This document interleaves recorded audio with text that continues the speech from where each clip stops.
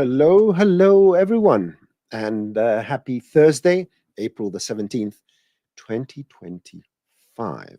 So let's start with traditional boring stuff. And I'm just trying to put my bottle down, which was right in my face.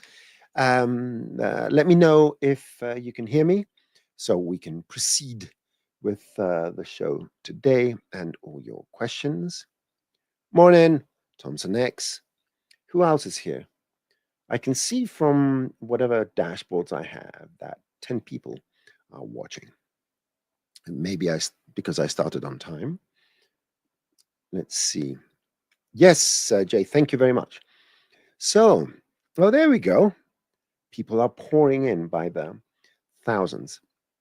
Yeah, so today we're going to take your questions from the chat, and I'm going to go to the spreadsheet, which are the questions that come from the question form, and I'm going to do some housekeeping towards the end of the show. Fantastic. And no gym today by Thompson X. Okay. Don't put the guilt on me, right? I would say go watch the show and then do, I don't know, 5,000 push-ups or something like that. Okay, what do I need to do now? Now I need to remind you just one thing, that if you do have a question, it will be very, very convenient for me if you preface it with capitalized question and then just ask the question in the chat so that I can distinguish it from general comments and stuff like that. Excellent. So with that said, I am going to add my screen. I think, there we go. Here it is. Here's my screen. And ADT Films, you sent me a message on Twitter, not a technical question. No, thank you. Oh, yes. Thank you very much. I'm not going to reveal everyone's actual name here because I don't have permission. But in any case, users do contact me, and I do provide support to the extent that I have time and I can. Excellent. Everyone's going to the gym after to sweat off some of the high-calorie education I'm going to give you. So I'm going to start with a couple of things from the spreadsheet before anything else. And something is, okay, I've got too many monitors around me and too many people bugging me. So yes, let's go to the comments as well here. Excellent. So let's begin. I'm going to bring up my spreadsheet,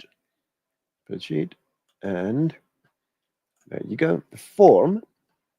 And let me go up and find. I had some exciting questions. I color code these questions. Okay, let's start with a few easy ones.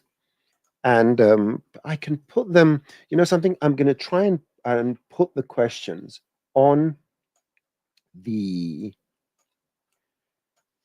a banner so that if for any reason people can have access to that. I need to go to the banners and create a new banner and paste this in and add the banner, and let's put it here. So can I use the Loft generator with Tracer, with the splines that are generated by Tracer?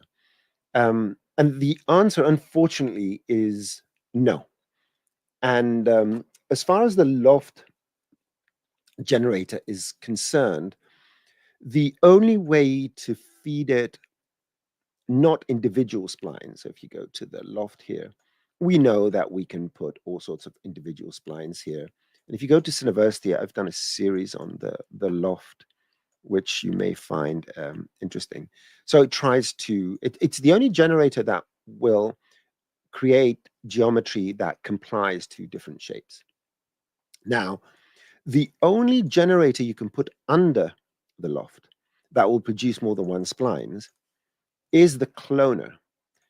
But, and it's one of those big butts linear.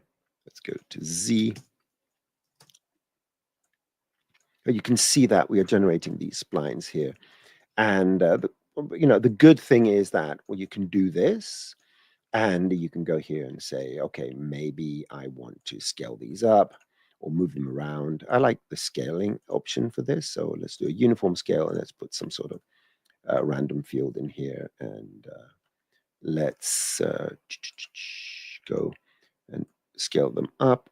So you can do these sort of random little thingies, and you can do that.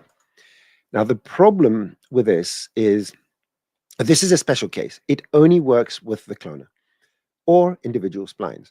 If you do take this loft and you move it around, what you will see is that you get, and let me delete the scaling, you will get a double movement.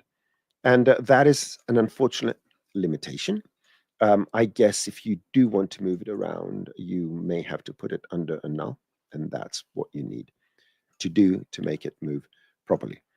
So that's the exception. It can be very handy, but you have to use it with the understanding that it is what it is. And yeah, I would assume go to Cineversity and check out the tutorials and search for Loft, and a couple of those I explain what it does and all the parameters and all that, because you just need a good understanding, and then it's very helpful. Excellent. So that is as far as the Loft generator is concerned. So sorry that you can't use it with the tracer. Now, this is an interesting one, which I had to ask my friend Darren, which is one of our great members of the training team, and he is one of the most experienced of our trainers. Okay, so thank you, Darren, for showing me the solution.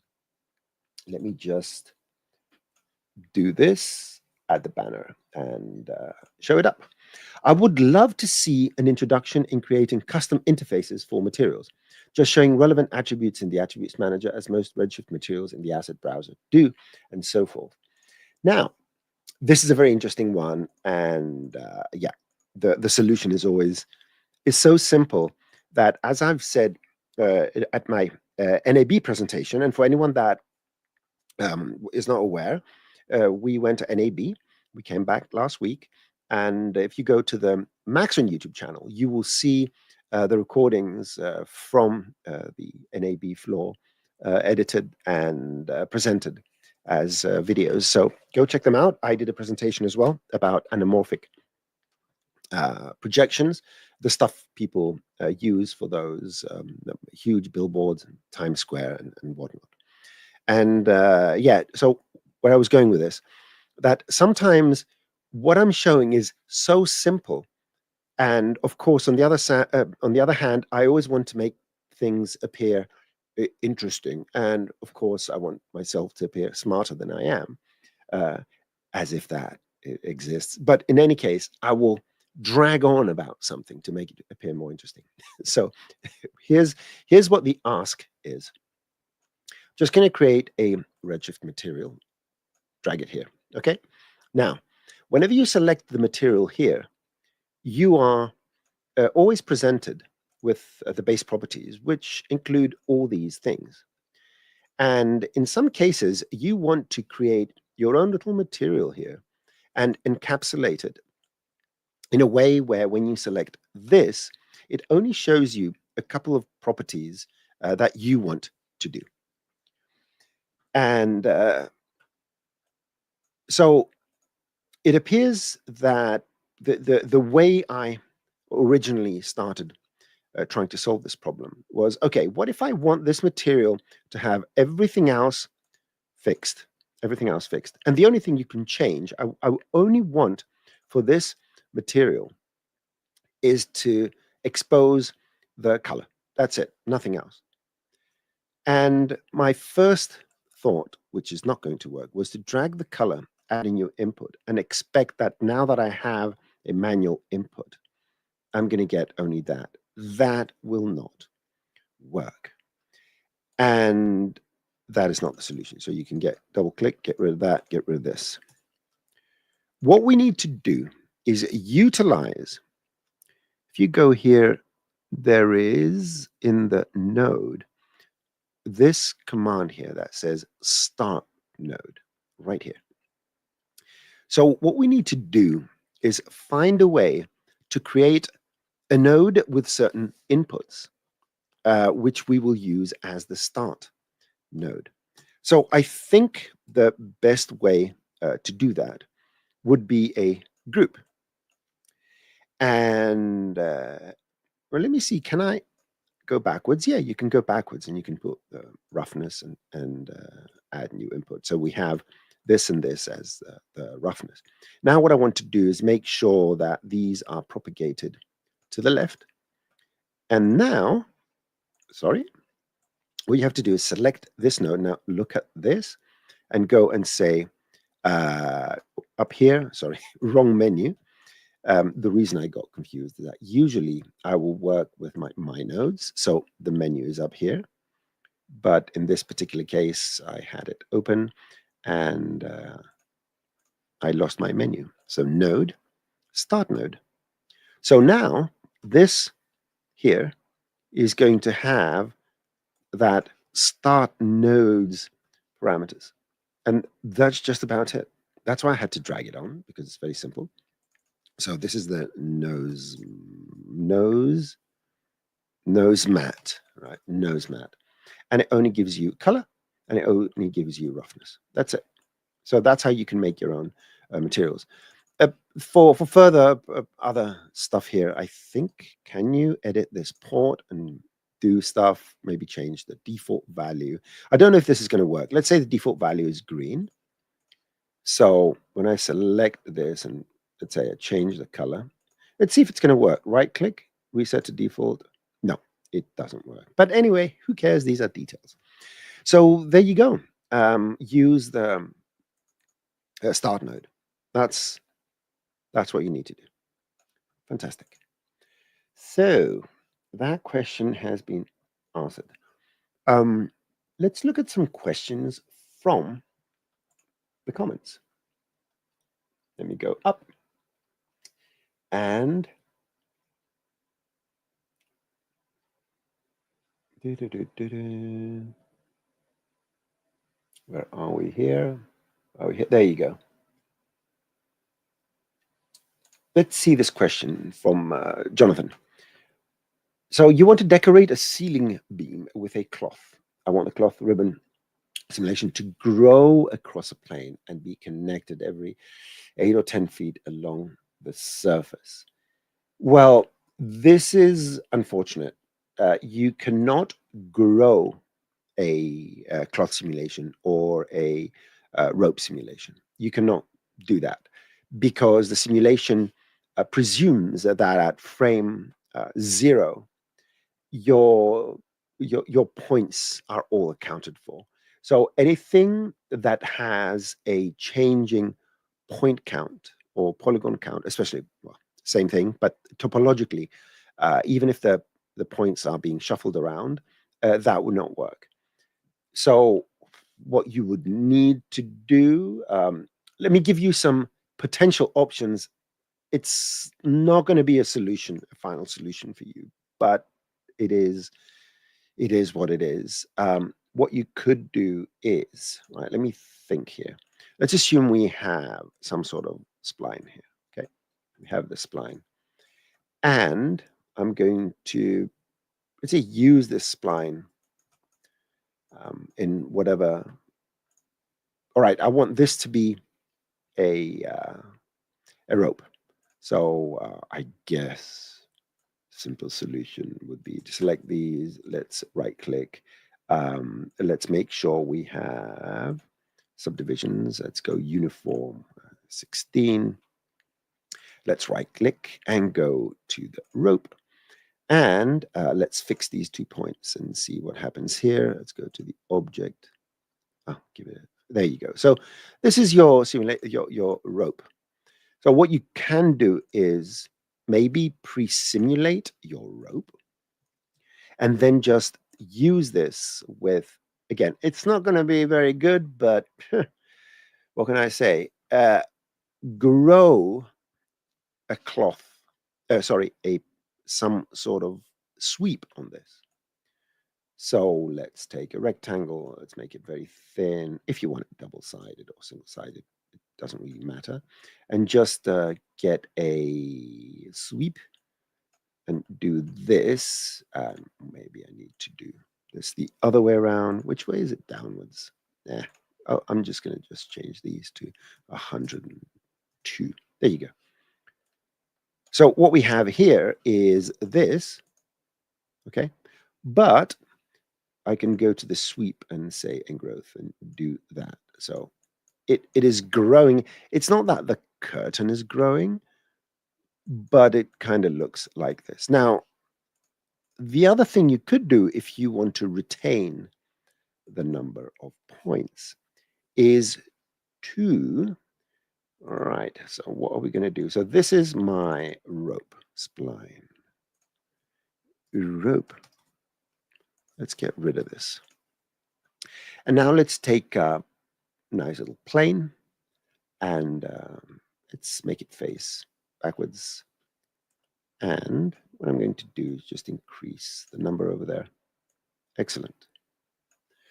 So let's try something else. Again, I'm no guarantee. By the way, 2025.2 provides all the Rocket Lasso spline capsules as part of the main interface and to all Cinema 4D subscribers. You don't have to be a max on one. Okay, and where was I? Yes, I need a spline wrap here. And I'm going to spline wrap that over there. Good. Oh, maybe I need to make it lie down. Plus X. Is it plus Y? There you go, plus Y. So what we have here is this. Now, it is going from the center of the spline. You could, I think, the offset, it's not the offset I want. What do I need to do here to make it work properly? Do I need to move the bounding box? That is one of the things I may need to do. Although I'm digressing now, but hey, who cares? That's what we do here. And let's see if that is the height. Of course, it's not never that one or this one. So that is the bounding box scale and the bounding box center. It's always the third one. There you go. Just move this around. See, boop, boop, boop, boop. Something like this, right? Now, the great thing about this is, so there is a great thing about this. And the great thing about this is that you can do this over here. So you can animate this and say from here to here, go from here to here. See if that's going to work. Boo, boo, boo, boo, boo. So you can do something like this. And I'm not even sure, could we, let me think. There could be other ways, to be honest. You could potentially do something and use this as a cloth as well and pin it somewhere.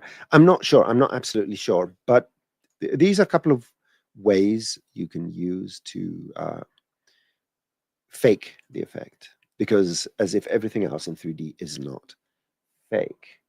Excellent. So that would be one of the ways I would use.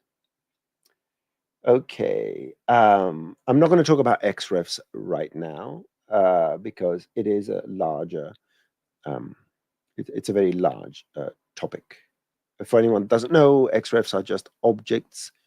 You can, let me just show people what XREFs are, and that's all. So I've got, let's get this scene here. I'm just going to create something silly, right? Just something. Something. There you go. So this is a thing, right? This is a scene. And let me go and save it. We need to press the correct. I'm on my other screen. I'm going to go to my folder here and save this as a thing, right? I'm just going to name it thing. There you go. So we have this thing.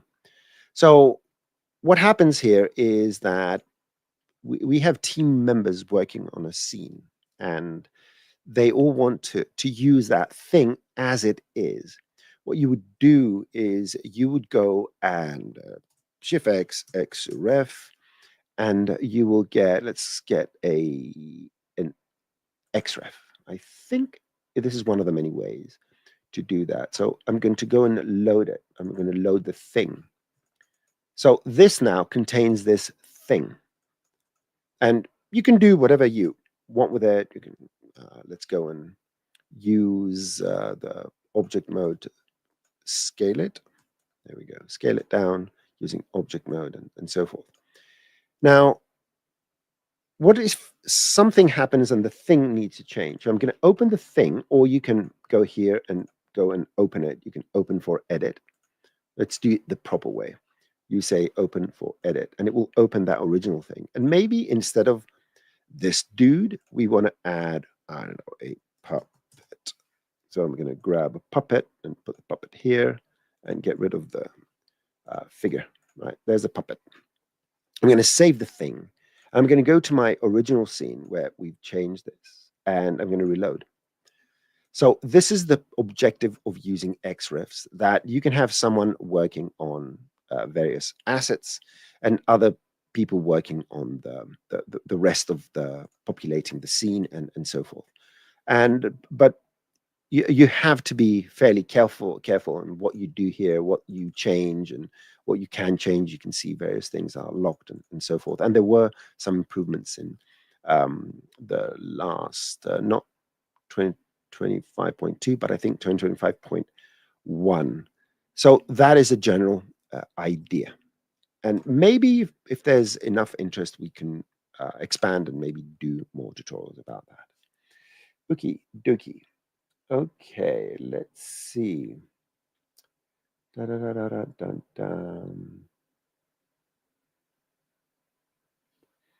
This is a very quite generalized.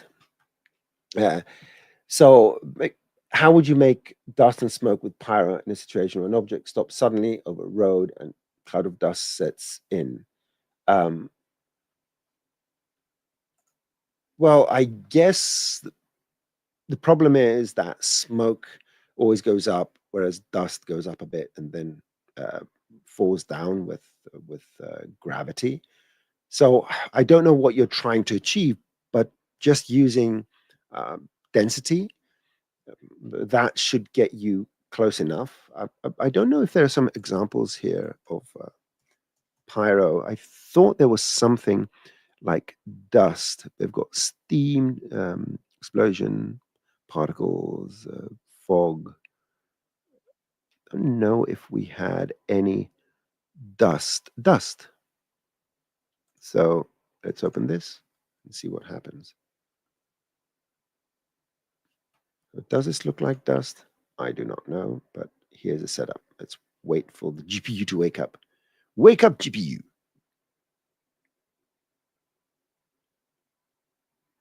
Yeah, the fans are loading. So give it a sec.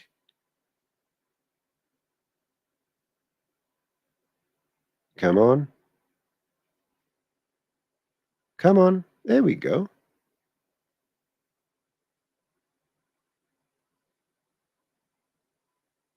There you go. Dust.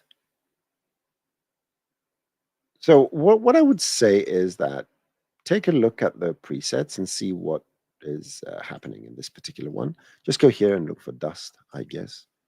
Dust. And it will give you this dust kick. And you'll get some sort of idea on how to do it. Okay, let's see. My friend Drake, hello, how are you? Let me just show my face so I can greet you properly. I need to do this. There you go. Hello. And well, let's see. Vertex map field to control hair. Yeah, this is an interesting question. I need to get to it. If you can post it, if you can ask for it on the spreadsheet, sorry, on the form, I don't know if you've already asked about it, because I didn't manage to go through all the list of questions. If not, or DM me on Twixer. Okay. So, Drake, how would you, using Pyro, create a smoke wisp tendril like a serpentine trail rising from a recently lit cigarette? Yeah. Yeah. These very wispy, very organic effects could be slightly tricky. Now, where was I showing this? Was I showing it to anyone? Let me see if, so I'm not going to do Pyro. I'm not going to do something set up with Pyro, but I'm going to show you how you can fake Pyro just by using volumes. I don't know if you already know this. So let's try something. You can have a volume builder, and always make sure when you want to imitate and render using volumes, don't use sign distance field. Pretty much exclusively, and I say pretty much, for any render effects or volumes, you will not use signed distance field, which is for surfaces. So fog, and let's get an end side and just put it in here. Okay. Now here's my fog, and let's get a bit more density here, and you can see that you can make it thinner, and of course density increase this to get that continuous thing going. You can change the radius, make sure that the radius is never smaller than the smallest voxel. So now imagine this, and I'm going to do something because it's fun. I'm going to use the electric spline modifier to modify this.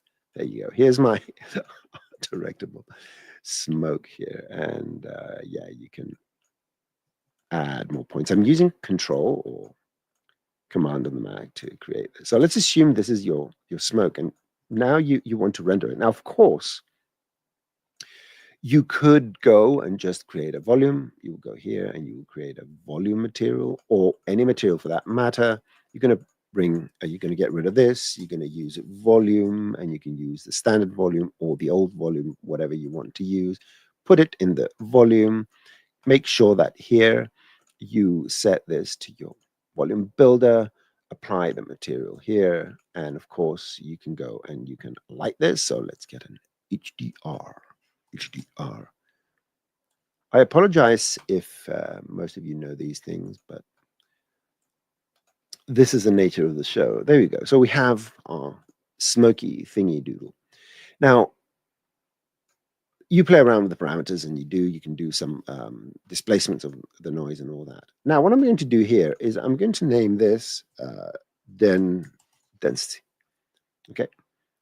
And I'm going to go here. The name has changed, so it doesn't know what it is. But I'm gonna remove this material. I'm just gonna remove it because I can. And I'm going to go and create a connect object. Now, just in case you missed that episode, the connect object has been improved over the last year or so to accept things like volumes. And you can add a density, a temperature, and you know what I'm going to do?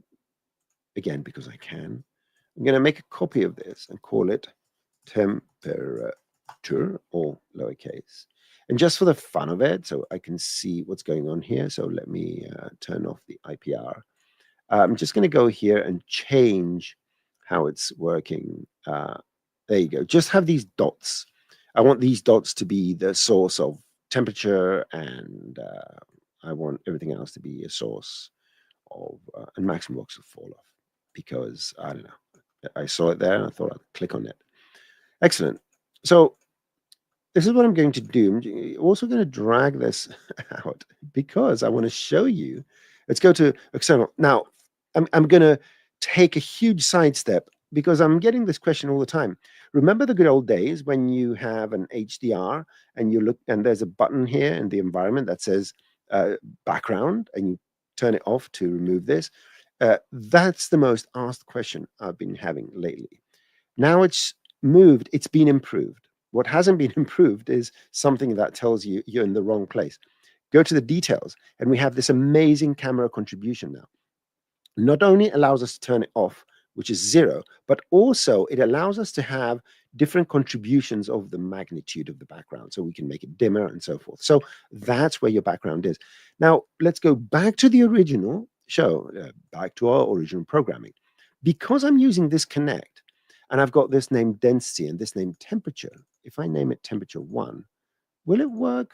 What if I name it my temperature? Oh, it still works if it's the second one. Something, anyway, maybe, maybe not. But now we have something that is like a volume. And you can go and you can create here a pyro volume. And you drop it here. And I guess it should render in the expected way. And it does. So where am I going with this? The reason I'm doing this is that you don't need to use pyro per se if you want to create pyro. Now you're still going to have to go around and change your scatter coefficients and change your absorptions and the transparencies if you change your mode, and it's all these little details you do need to change. If you use a principled volume, sorry, a standard volume. Why did I call it principled volume? A standard volume, you get a different set of parameters. So let's go density, and let's go, where's my emission? And go here to temperature. And if you get where, there you go, you have to either go and refresh sometimes for it to work the way you want it to. So make sure here, I guess black body radiation is what we're looking for. We got the temperature. Let's increase the temperature here. Then let's refresh. Anyway, I don't know why it's not coming through. Probably have something not set properly, but in any case, it should come through.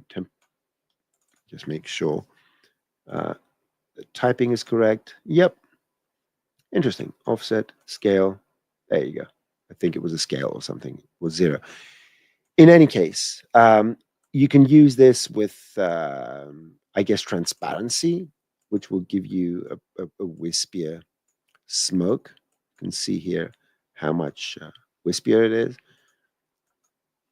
And what I'm trying to say here is that you can art direct smoke without actually using pyro itself, and you can always fake it if you wish.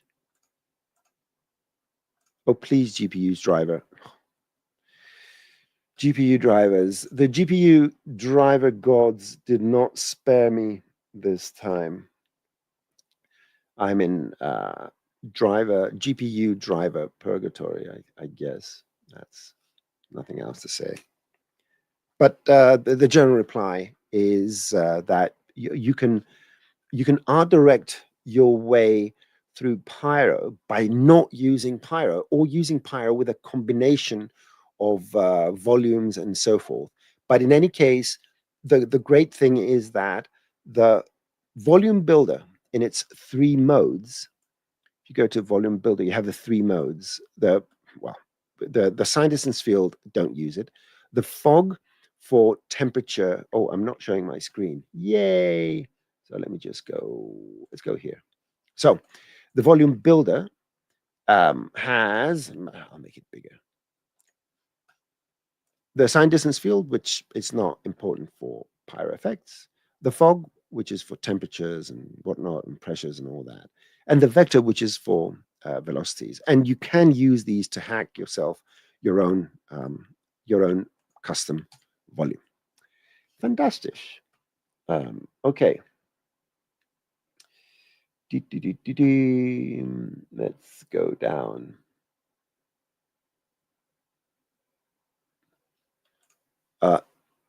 Explain the location tool and the dynamic location. I think you mean the placement and the dynamic placement.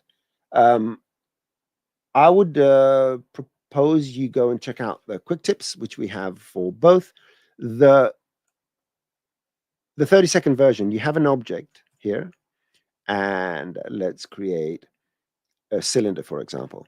With the place tool and with the object selected, you can go and place it one by one, and you can press copy to create another one, and I'm pressing control.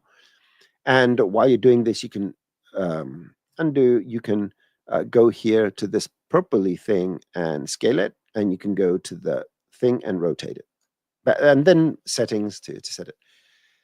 This guy over here, this is gives you the ability to select more than one. So let me select these, and you press shift to create a simulation, and then you can bring them together.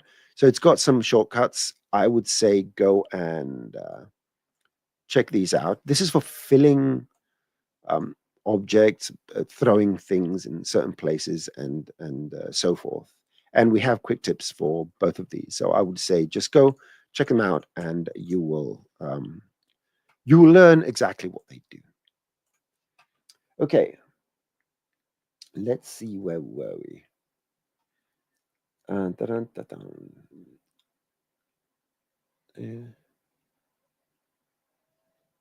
Let's see this one.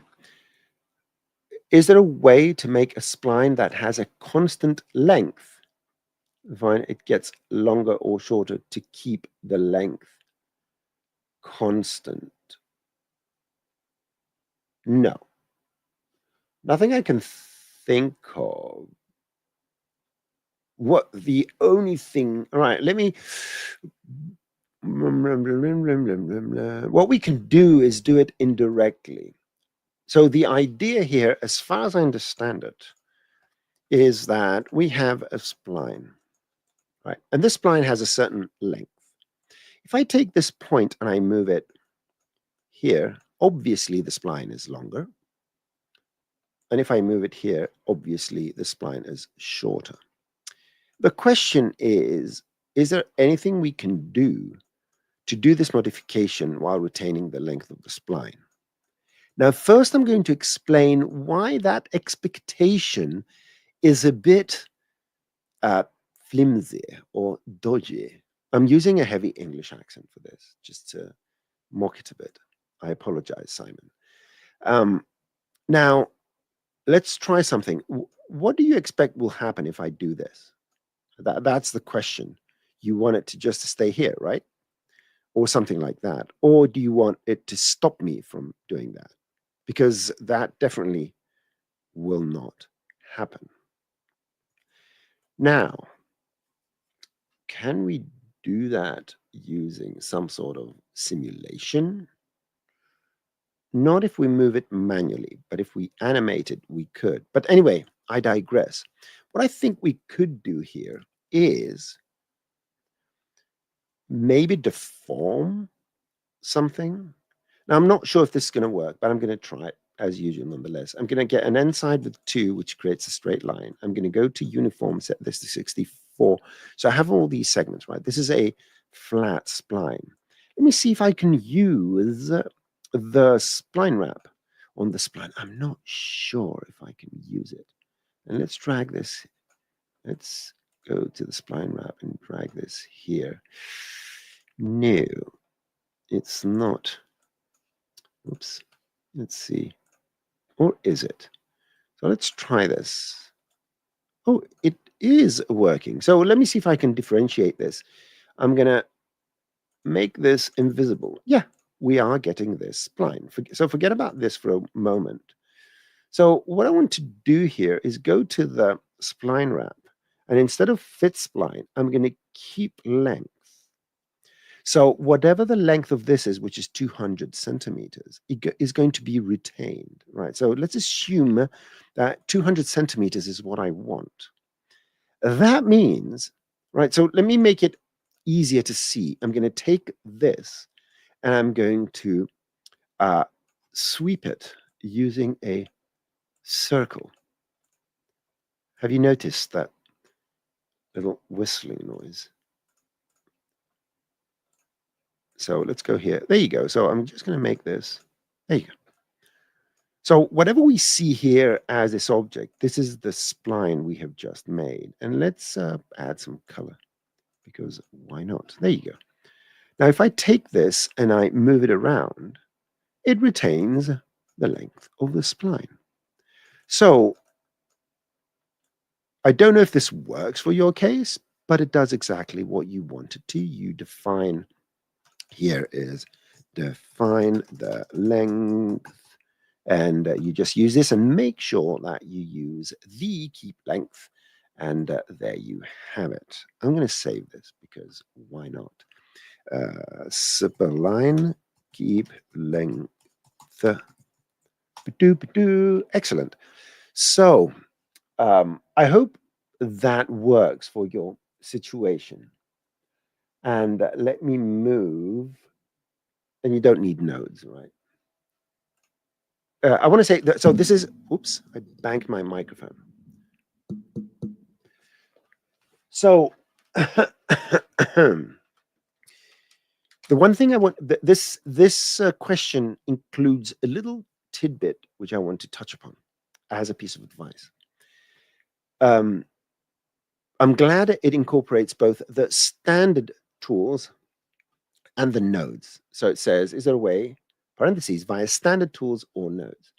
And my advice is make sure you have exhausted every possible way to do something using classic tools before you start looking into nodes and all that geeky stuff, because there's an enormous amount of things that you will potentially miss by not using the standard tools.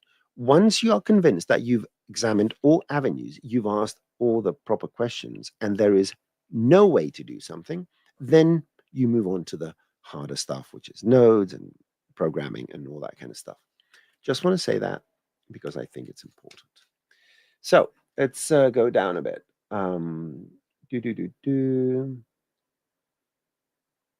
Let's see. Yeah, this is an interesting one. How can I control the stretchiness of cloth? It drapes too long. Now, it sounds counterintuitive, but I would say increase your substeps. And in my tutorials, I talk about the relationship between the density of the mesh and the way it stretches and so forth. Because what you need to remember with our simulation system, it's a point-based simulation system.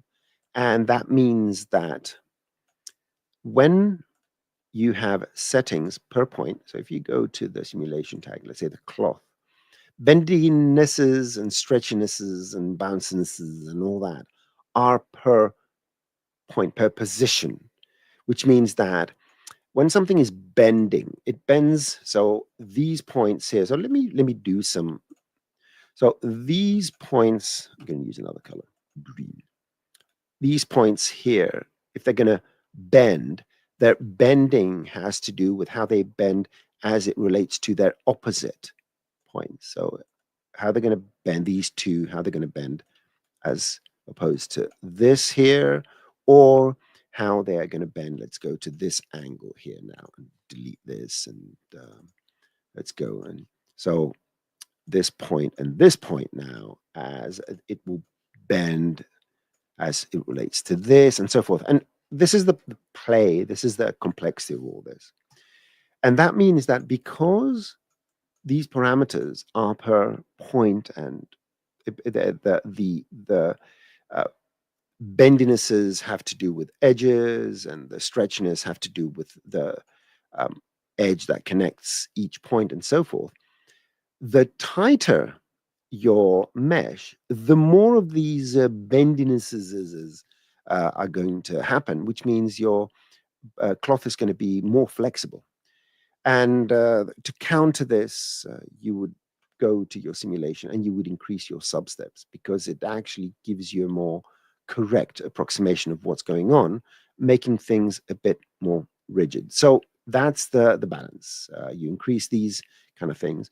Then you go to the secondary stuff where you change the target length, or you try to put less stretchiness in certain directions so that your cloth can stretch in one direction more than the other, and so forth. But generally, um, it's a balance. It's a sense of balance. I want one sec. I want to bring up. Where are we here? There we go. Jess, hello. Welcome back from Las Vegas. You survived.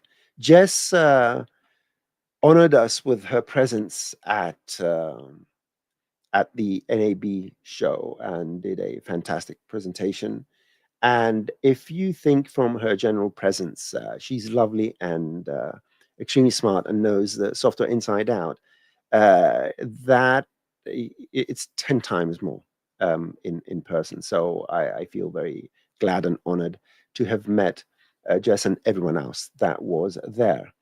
So make sure if you can, and there's some sort of show around the area you live, or you can travel from your work and so forth, you will meet very interesting people, and you will do very good, powerful, strong, and sometimes life-lasting connections with people. I have met a ton of people throughout the years, which I am still in touch with, and yeah.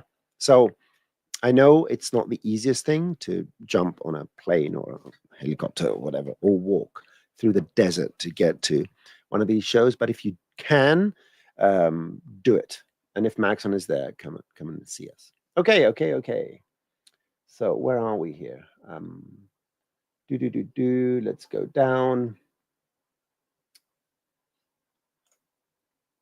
Any plans of introducing project directory system in C4D? Why? I mean, I find it liberating that you can create your own structures and do that. I personally, now, without judgment, uh, sometimes it helps, but I just love, maybe because I'm a Mac person, I love the ability to work anyway. I choose the way to structure my folders. Um, but you know, watch folders or working with various databases and all that, maybe that's a partial solution. But even if there were plans, I can't say anything. That's the unfortunate thing. Okay. Um, let's see here. 891 is really looking forward to getting into C nodes to do more full node graph driven work. It's possible to perform booleans with C nodes. The answer is no. We can't do booleans with C nodes. But what I would like to know, and this is an interesting one, unless someone is making generative setups where the mycelium growth, or I don't know what other things you would like to do in that area, it will be interesting. Tell me what you're trying to do, and maybe why, because I am seeing a lot of setups that can be done outside of nodes using MoGraph or something else. Just saying, nodes are cool, but make sure you watch the tutorials on Cineversity. Okay, what is this? Is there a way to clone a series of objects of different sizes onto a row of adjacent objects, for example, to create a row of bricks, well, various sizes? Oh, that's so funny, because one of the people I met at NAB, which now I can call a very good friend. If you're out there, Roger, hi. I'm very happy to have met you. And it was one of those questions that he asked. Now, I'm not going to build it here because it's potentially going to become, first of all, go watch. All right, so go watch the series we did for Create with Maxon with Dominic Rockley about nodes. He is showing a setup of stacking different objects. But since we are here, let me just find it. Give me a second. I have it here, and I'm just going to open it. And there are two versions as far as I remember. Stacking boxes 2. I think this is the one. All right. So here it is, where in this particular case, I'm using a manual.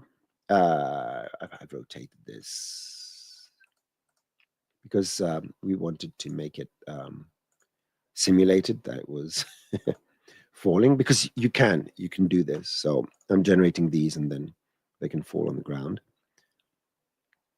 Okay, now let me just reset everything here and get rid of that. There we go. So here it's just 4 objects with varying sizes, and it just iterates through all these and places them. And I think I have a little distance here. Yeah, and a little gap. You can add a little gap here and all that. So yeah, this is not difficult. It can be done using different ways. This particular one is using a loop carried value, which is one of the various looping mechanisms we have. And this looks a bit, complex, but it's a handful of nodes. It's not even that complex. And I've created many versions where you can get a bunch of clones and do this and so forth. And I think the second one is without using a loop carried value. Did I finish this? Yeah, this was an experiment I did that on the when I was doing the demo, it failed, but then I came up with this solution. Anyway, there are more than one ways to do this, depending on what you're trying to do. Could be 10 different ways of doing it, but in any case, you can. Now, one thing I'm going to try and do is, if there's enough requests for some of these project files, hit me up on Twitter or something like that, and maybe I can get someone from above to create some sort of bundle.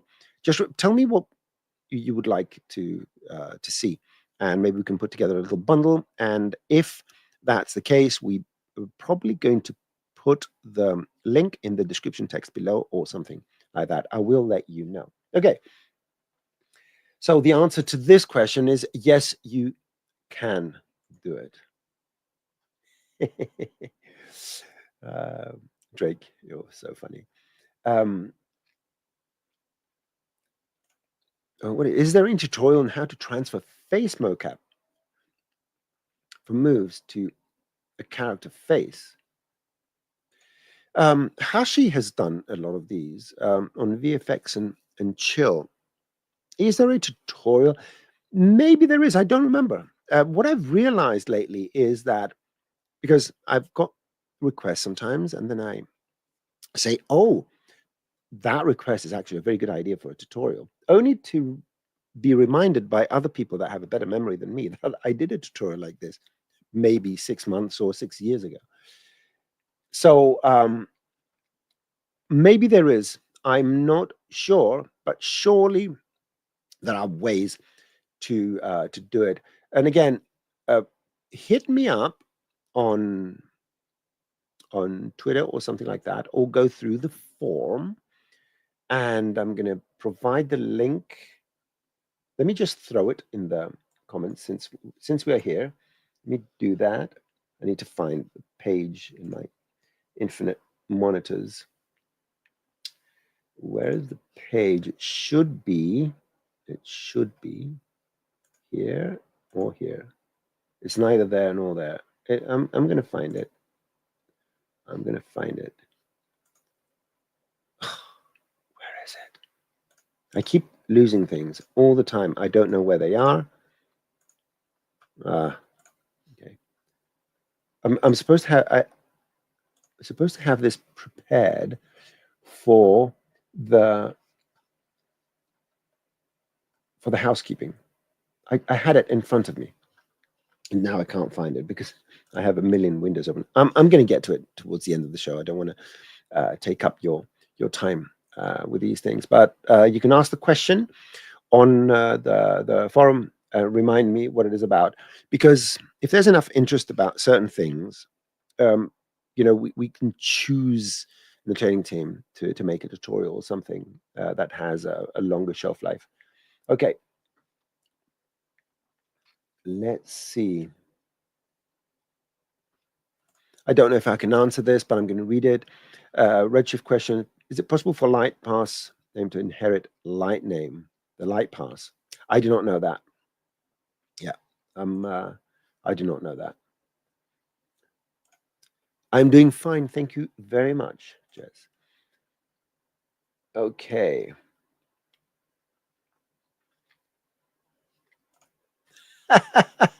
Tech reviewers getting free 5090s.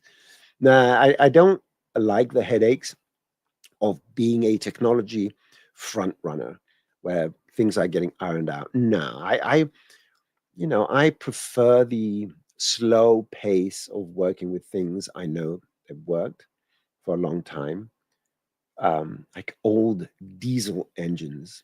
If they work, they work. They will never break down. They can last 100 years. Okay, let's go.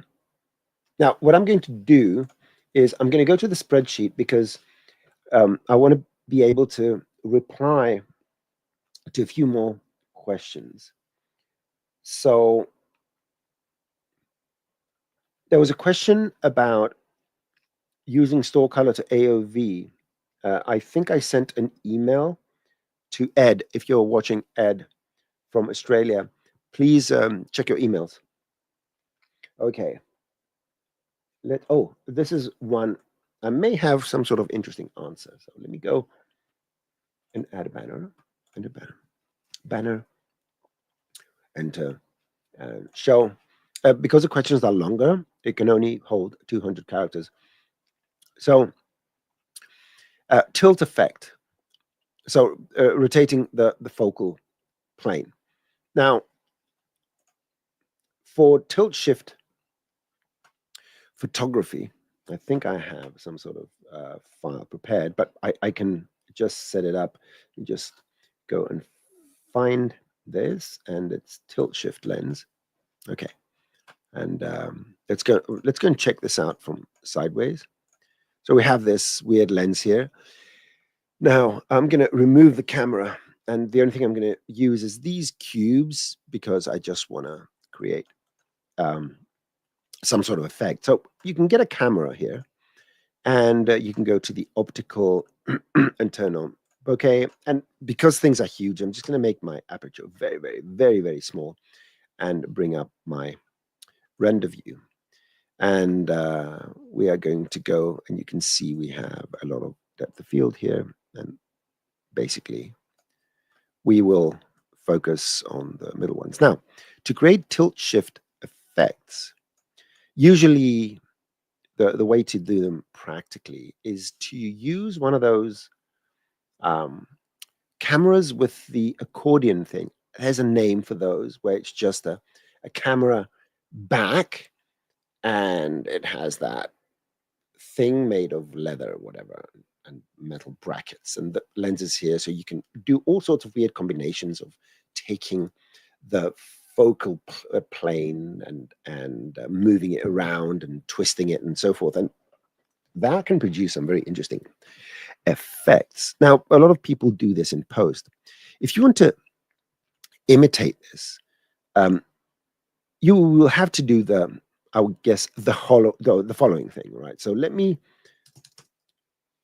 align this so we can see what's happening over here. So here's a camera, right? And let me set it to the middle. So here's my camera. Now I'm going to erase it, and I want to. So first of all, imagine that although the camera back is over here, in the digital world, we do a reverse projection where we show the sort of the camera plane is what represents the camera back. And if I go to my camera and change my shift, now you will see that it's going down, but it's going down vertically. Now, let me make a copy of this camera, put this at 0, and make sure both cameras are visible. I'm going to take this camera and rotate it down. Okay. And what you're seeing here, maybe a bit less. Can I see these always? Display, focus plane. Is that? Can I see it? No, what is that? I want to be able to see my cone. Display on focus plane. Yeah, let's see. There we go. So I'm going to rotate this. So this one is not rotated. So this one is looking in the same direction, but you can see that, let's call it focal plane here, is rotated because it rotates with the camera, whereas this one is vertical. Well, this is what you would consider rotating the camera back. So you don't rotate this directly, but you counter rotate the camera. So in this particular case, you would rotate your camera, maybe the other way around or something like that, and do whatever effect you want to do. I'm actually going to do this. I'm going to rotate it upwards, and then I'm going to use the cameras. There we go. So this is sort of the way you would go about doing something like this. And then you just take your camera and move it as far away as you need in order to focus on these things. And let's move this even further and further until I get everything in. There we go. And let's bring this here. And that's basically the idea, right? Let me go and make my aperture 0.01 just to increase the depth of field here. But that would be how you would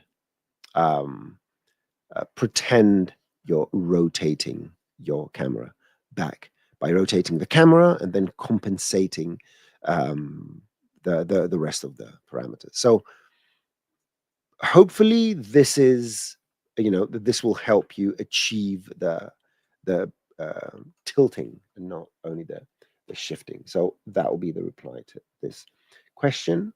And the question was asked by Tomek from Slovakia. Okay.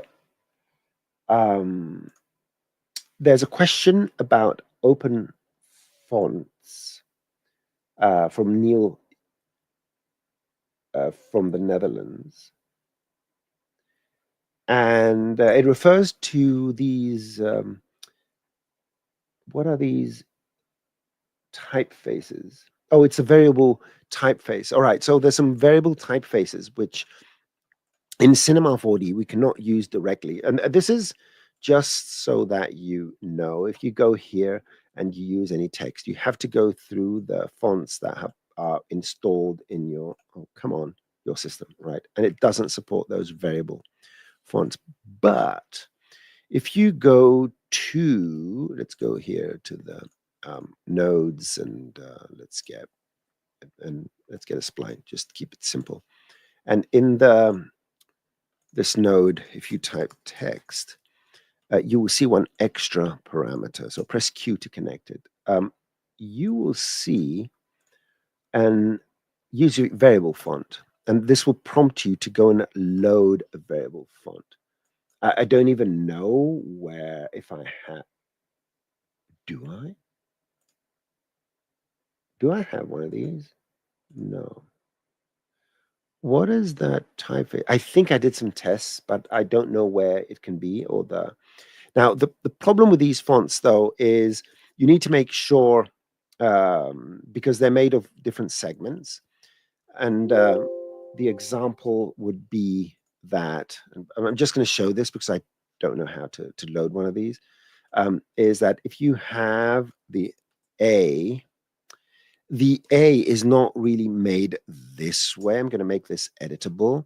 The A is made by, I'm going to use my knife here and actually, I'm just going to go and delete those points. over here and make sure I can open the spline and delete these two here. And the way this is made is, come on, go here and let's open this. And is it that they're both open? Good. And I want to connect these two. Let's go join segment. It's different segments. Thinking, just thinking. So I need to move fast here. So the A would be made like this and like this. That's how the A is made. And you can see it on some websites where for some reason the browser doesn't support it, where you will see the letter, instead of a solid one, you would see some really teeny little gaps over there, like very, very small gaps. So as far as the question, yeah, and if it's extruded, it creates the holes. You will see these holes, I would assume, even if you extrude this. Okay.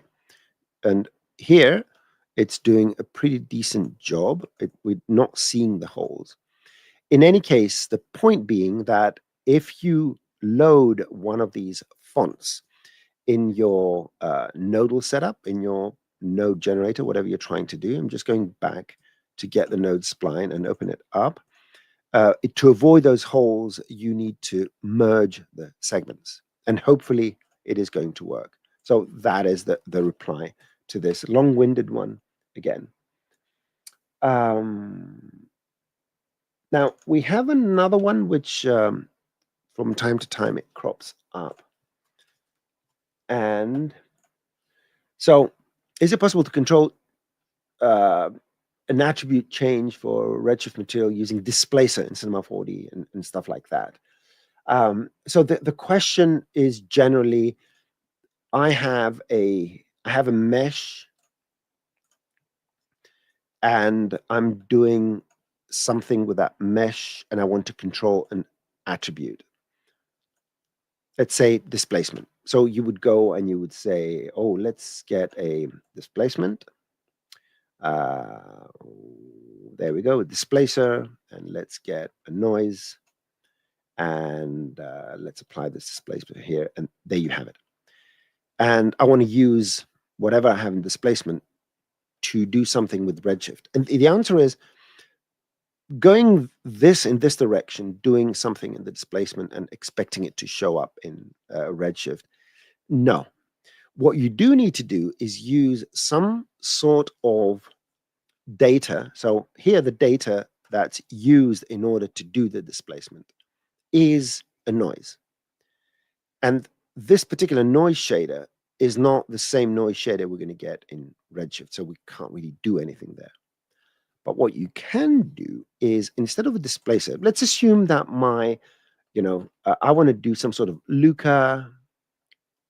Let's say this is what I want to do, and we'll have some animation speed, and this is what I want to achieve, but I want the peaks to have some sort of different color in Redshift. Then no, let's go back and disassemble sort of the concept. We need a Luca noise that's slightly animated, that displaces points, but we want to use the data that is displacing to change an attribute. So delete this. And I need to get a field, and that field is going to be a random field, because the random field allows us to drive more than just displacements, right? So I'm going to go here and I'm going to do my Luca, I'm going to do my displacement, I'm going to do, sorry, my scaling and my bit of animation, right? Now I want to use this noise to do two things. One is drive a displacement. So create a plane effector. That plane effector, set it to deform mode points, change the parameter, put the maximum point, whatever you want to do here. Go in the fields and drag this in here. So we have our displacement now. Okay, this is what we did with the displacer. But now the original data is not on the, let's say, black box of the displacer, right? It's coming through a field. But wait a minute, we can read point data and we can write point data. So let's go and create a vertex map. In that vertex map, I'm going to use this. And this is what I have now. I'm using the same data that's creating the displacement is actually changing the points, right? Now, the great thing about this is I can go specifically to the vertex map, right? And I'll choose which one I'm going to do this to. I think this needs to be off. If I'm wrong, I'm wrong. Who cares? And I'm going to make this more contrasty. So make sure reset so that linear splines. There you go. I've got my peaks. So what I'm doing now is I'm getting those values independent of how much I'm displacing it. And I know that a specific peak here is going to have a specific value. And you can play around with this in any way you want. You can do a soft interpolation, you can ease them in, and you can do anything. And this is now an attribute you can read inside of Redshift shader, right? Just make sure that you put proper names. So peaks, so that it doesn't get confused. So I'm just going to copy this and go to your material, create material, drop it on here, and use a vertex attribute and paste the name. Will it find it here? No, you won't find it. And you can go here and say, oh, well, you know something? I'm going to go to, the color. And there it is. We're getting our little peak as an attribute. So this has to do with a different way of constructing things. You have to take a step back.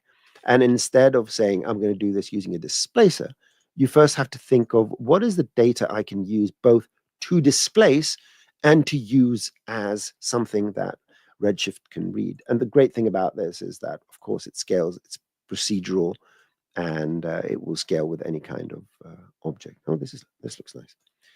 Good. So where are we? What time is it? Yeah, I forgot to tell everyone that I would like to end the session at 12 noon, but I didn't tell you, so I need to continue. I need to be truthful to my word, and my word wasn't said, which means that we're going to continue and overrun by a bit. So worry not, we have more things to say. Okay, where is, there you go. This is the one I,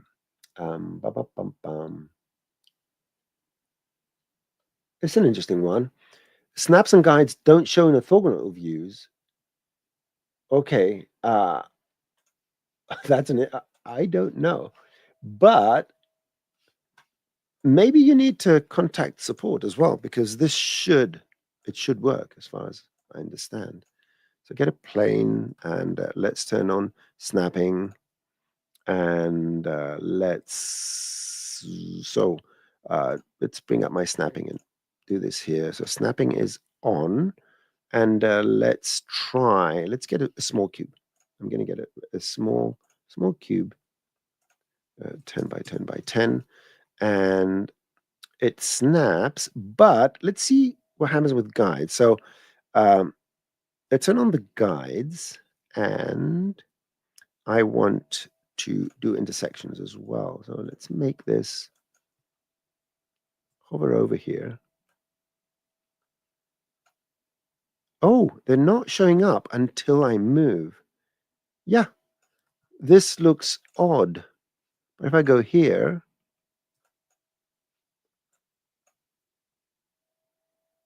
I'm hovering.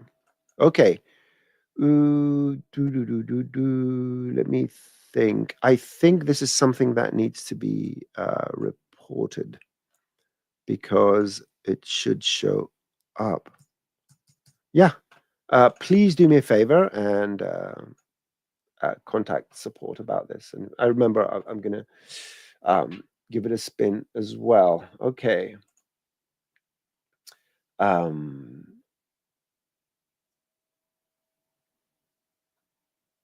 Let's go down here. Yes, NAB was now. It was. Oh, yes. So everyone, let's send some good thoughts to our very good friend Jess, because she's not feeling very well. So yeah, everyone, look towards. Oh, I don't know. exactly the direction. But generally, look up in the sky and send Jess some good vibes, so she will get better soon. I've heard that every experiment that's tried that has failed, but do it anyway. It's good karma for everyone. Okay. Mikhail, you found a bug in particles when creating. Good. Have you sent it to Maxon? Please, please, if you find anything that doesn't work the way you expect it to, always send a simplified project file to Maxon. You are helping us tremendously by highlighting these kind of things. Okay.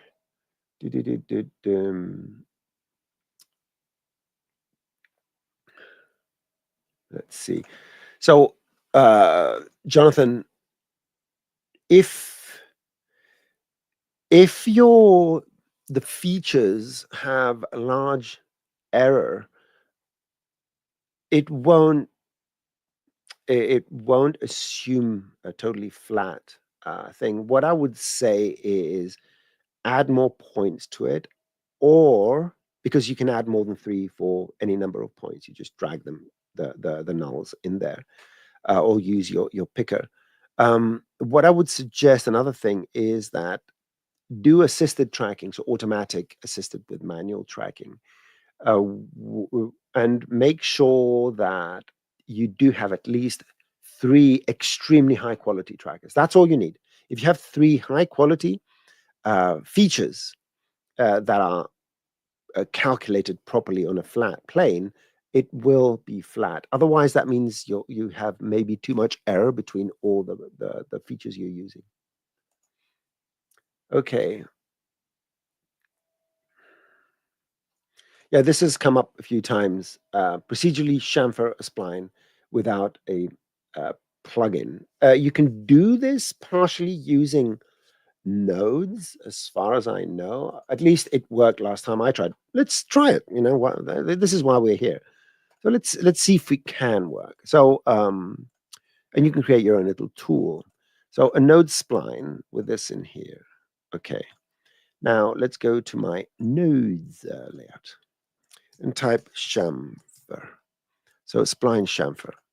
Now I'm going to right click and add a child. You can do it with a link, and child is better. Let's do this and see if that's going to work, because there may be something we need to do. Okay. So let me think about this. I think this is because the chamfer requires a spline and not a line, and this comes in as geometry. We may need to do the following thing. We right click here and we edit the resource, and actually the input. You go to the input you've added, right click, and you edit the port. And in the advanced, you need to import it as a spline. Okay. Now I'm under the impression that it will work. So just like that, you have a procedural spline chamfer tool. This ability, it's one of those things that wasn't heavily advertised. So right click on any input. Okay, let's assume I add another input. And you right click on this and you go edit port. This is where import, if it's a spline, then you can import it in one of these 3 ways. All right, a line, which is basically the result of what the adaptive gives you, or a spline, which is the blue thing you see when you make a spline editable. When you make this editable, it's even better if I do it in a new file in the front view or something. So look how smooth this is. All right, this is very smooth spline. Now, if I go to object mode and go here and say, I want uniform, and this, look at this, right? These are the lines. This is the line version. But if I go to points mode, and you see, look at that beautiful round spline. This is the mathematical representation. The blue and white gradient is the mathematical representation of my spline. It's what the Bezier or the B-spline math is giving me. The lines are these, and the spline is this. So now you know. Okay, let's see. That was Sharon. How are you doing? Okay, let me quickly go because I had a couple. Did I have a couple of questions to reply to? Now, I'm going to get to more of the spreadsheet. There is a bunch which I haven't gotten to, and anything that I can, I try to prioritize slightly what we're doing here live as a thank you for everyone that comes to the show. Yeah, so let's check out a few more questions here. Let's see before I read it. Or Chun. I made a box with a balloon sim on the top and a small cube bouncing on it. I want to randomize it with a grid clone as Alembic and make time offset the best way to do this. We want to randomize what? This is an ideal situation where you create a very simple file and you send it to me either via the form or via direct message on Twitter, but with fewer things. Just keep the necessary stuff. Some pyro tips. If you rub two sticks together for long enough, you'll get fire. Likewise, brother. Likewise. Let's see. Dun-dun-dun-dun-dun. Let's see. Nothing is embarrassing. Through the asset browser and found an stick smoke project after this. Oh, okay. Excellent. Now, one thing that Drake says here, which is very important, it doesn't matter if I reply or not. What matters is asking the question, because in a lot of cases, getting into the process of asking a question and trying to ask it properly, you will more often than not be driven to the right answer. So I'm glad that worked for you. Okay. Thompson X. Okay. Right. Give me a second. Right. I'm going to leave this up here, that message, and I'm going to see if I can find something in the next 10 seconds. Let's see. Variable. I want to go here and search for variable. I wish Windows had an equivalent indexing system like Mac has. Every time it has to go through everything. Or is it variable font? Or is it variable typeface? I did. Come on.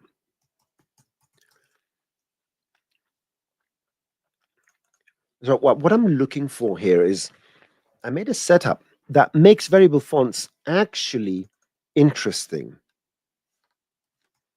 And I'm glad I remembered this. Windows says it's working on it. Let's see. I'm going to remove this from here and let's see if we have any other questions. Someone just watched a tutorial. Fantastic. And it's Kay. Kay, how's VR doing? How's your brain and eyes? Go check out Kay. He does a lot of VR stuff. 1 second. Aha! I think I found it. Woo! Okay. Wait. Not this. Okay. Let's see if I found this. Variable font morphing. Now, it's not perfect. Okay, I'm going to find Robotoflex is what I'm looking for. Okay. I'm missing the font, and I need to go and find Robotoflex because I want to show you what this looks like. So It's not. So it's called Robotoflex. Let's see if I can find this. And I think it's here. And it could be this. All right. Okay. So this is a setup, an experimental setup for that matter, right? It's going through a few things and doing a few things. And what I'm doing here is I'm using this little spline thingy to control, I need to, yeah, which thickness of font I can select, right? So I was trying to see if there was a way to drive this using some sort of field or something like that. I couldn't. But although I couldn't, and each one of these is right. These fonts are weird. They have all sorts of weird settings. Let me just show you what we are dealing with here. So when you load one of these fonts, it will show you all the parameters. You know what it looks like? It's like a substance material, but font. Because when you're creating one of these fonts, you are predefining some parameters that change some things about it. And basically, I'm just using a bunch of these settings. And in any case, each one of these is controlling a different thing. But I need to touch this again because this was made using 2024.4, right? Originally, this was the original version. And since then, we've come along quite a bit with nodes. If I do find a way to make this into something a bit more useful, then suddenly you can do all this thing animated where you will drive any of these parameters using things. So I have to disagree with that they're useless. I would say that they're not easy to use, but there may be a way to use them, right? That's what I wanted to show. I'm not going to share this before I'm certain that it works because it's not functional. I don't even think you can keyframe these. I'm not absolutely sure we can do this. So I need to find some sort of solution to make this, um, a bit more useful. Okay.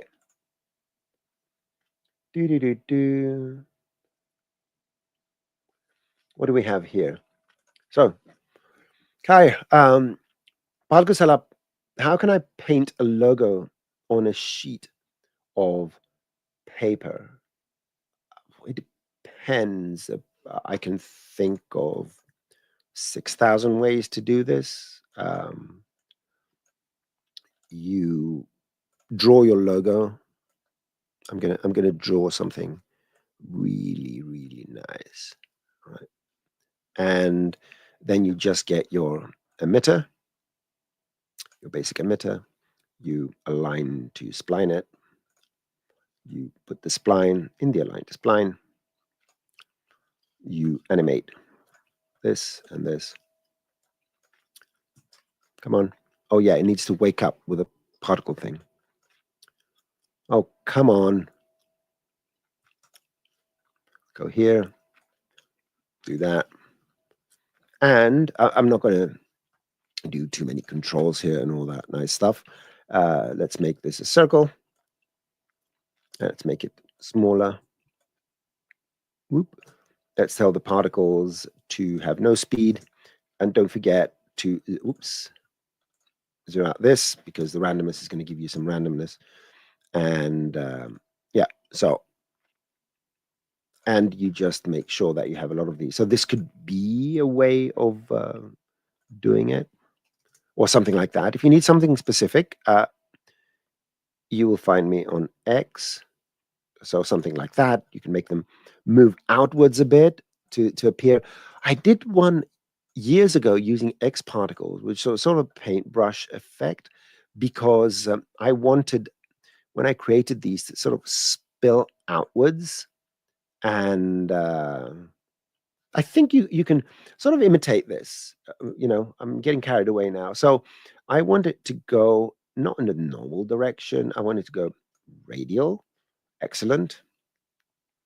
So I want these to have some sort of very small speed, 5 with the variance of 5. So something like this. You can use something to put them on the XY plane, and that would be a math modifier that will take the position Z and assign 0 because I don't want them to move on anything else.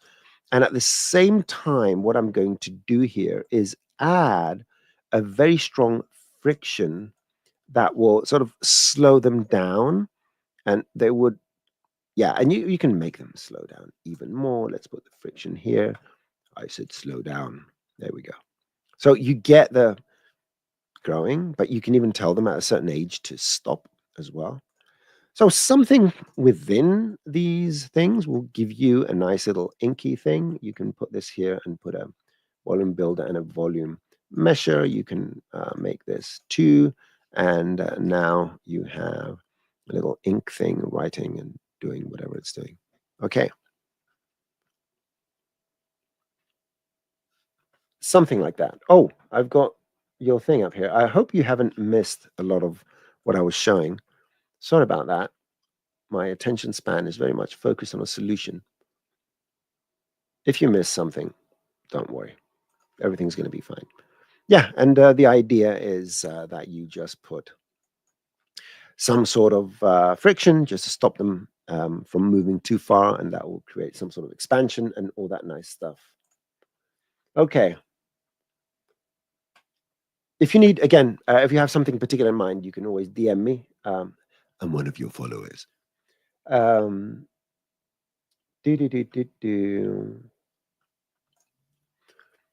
You had a call.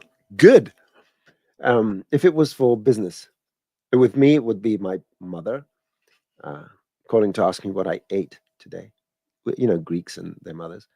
At nearly 60, I'm still relying on my mum's advice. Regarding what I'm trying to do with nodes, I'm looking to build an iceberg rocks parametrically, but it's an art directional bay. Can't remember what that was. Bulls. No. I've made a tutorial about this.